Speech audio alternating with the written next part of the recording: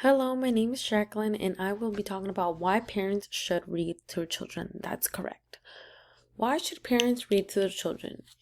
And it only takes 15 minutes of your time every single day to read to your kids. And you're like, 15 minutes? What if I don't have 15 minutes? Well, let me tell you something.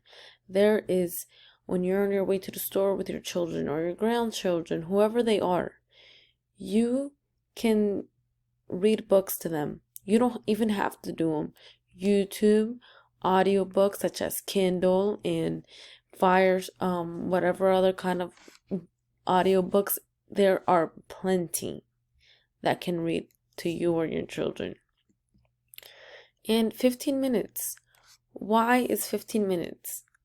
Because 15 minutes a day, you are creating a bond with your children. Your children are considering this time that, oh my God, I'm spending time with my parents. It's such a perfect time, and your children are developing language. They are developing literacy skills. No matter how many times you reread the same book to your child, there is a new vocabulary word that they're picking up on. They're enhancing their brain development. Their brains are like machines. They're constantly flowing. Sometimes you're like, oh, they're not listening to me. Yes, they are. You might think that they're not looking at you, but they are looking at you. As much as you can talk on your phone all day, you can also read to your kids. It only takes 15 minutes out of your day. And if you don't have time to read, it's okay. Like I mentioned before, there are audiobooks, there's YouTube. You can have family members, or if you don't know how to read, it's okay.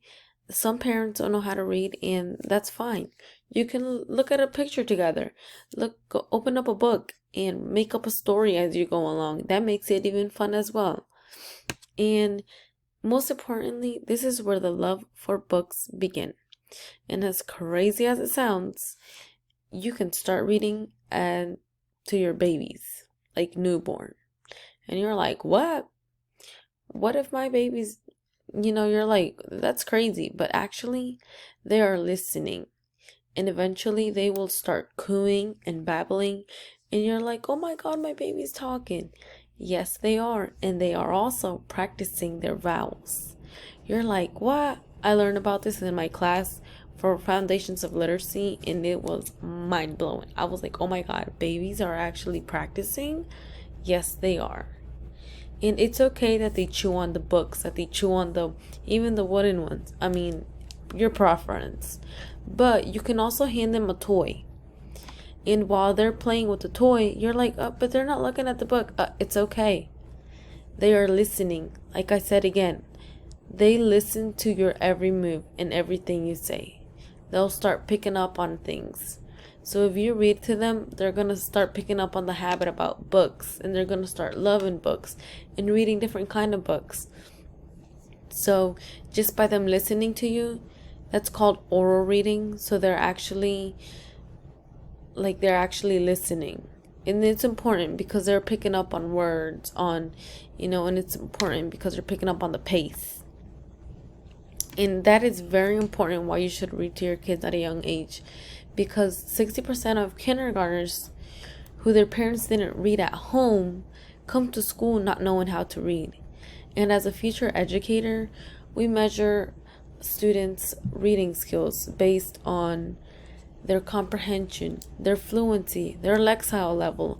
Where are they measuring? What are the phonemic awareness? What are the skills that we need to practice with this child? And it doesn't mean that your child is dumb. No, it does not mean that. It just means that we just want to know that if your child is reading a 600 lexile level, are they actually comprehending what they're reading? Are they pacing? Are they reading at a fluent level? So when they're reading, they're not actually like kindergartners. We want them to say kindergartners fluently. That's what we're measuring. It doesn't say that they're dumb or that they're falling behind. No, it's okay. That's why we are here to help. And this is the percentile ranks.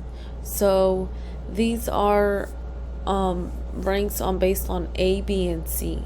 And in research, I had read a story about how these certain kids were getting interviewed from younger and older, and the semi-older ones were like the middle school agers. They were saying how as they got older, their parents stopped reading to less to them because they already know how to read.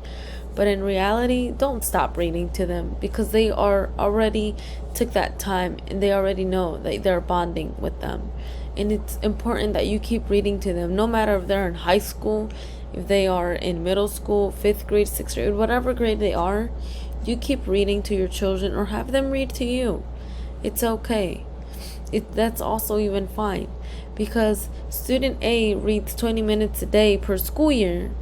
That means he's read 1,008,000 words per school year, which puts him in that 90th percentile on standardized tests. We basically, as educators, we measure students. So if they are at a percentile level in their reading skill and it's above 50, they're either a good standing or they are like way above grade level. But if it's below 50, like 30 or 50, that they need some development skills, but they are like below 30, that they need intermediate care. So each kid is different. Each kid will start out, one might have started in the bottom, and by the end of the year they're already like above. And that it is very mind-blowing to see that. And as teachers, we make sure that each kid is going above and beyond. So if you read to them constantly, by the end of 6th grade they will have read equivalent to 60 school days, just by 20 minutes a day. Comparing to student B and C, they are only reading less than 300,000 words a year, some even less than 8,000. And depending on how much they read, kids, every time they read, they're enhancing literacy skills. They're learning new development, no matter how many times. My daughter is 2 years old, and I'm gonna be honest with you, I don't read to her every day. There's this one particular book she loves to read, and I read it to her every time, and every time I read it, she acts like I've never read it before. It's important. You want to make sure that you don't stop and that you continue reading. Continue to do that. And most importantly, introduce to your kids about diversity. Teach them about different characters in the book. You don't want to teach them the same people who are villains, or the same people who claim that they are, somebody who they are not. Continue reading them, introduce them, because children are gaining new knowledge and they are experiencing new cultures. They're experiencing different cultures. And most importantly, be enthusiastic. Like, here's a book that I have. When you read to your children, and it might sound silly, you're like, oh my god, I don't want to act like a clown, or I don't want to act like a kid. It's okay to be kids. Kids love it. You don't want to be like, look out, here comes the headless horseman. Instead, you want to be like, look out, here comes the headless horseman. You have to be enthusiastic when you read to these kids. They want emotion. They want to feel it. They want to know that you're in there.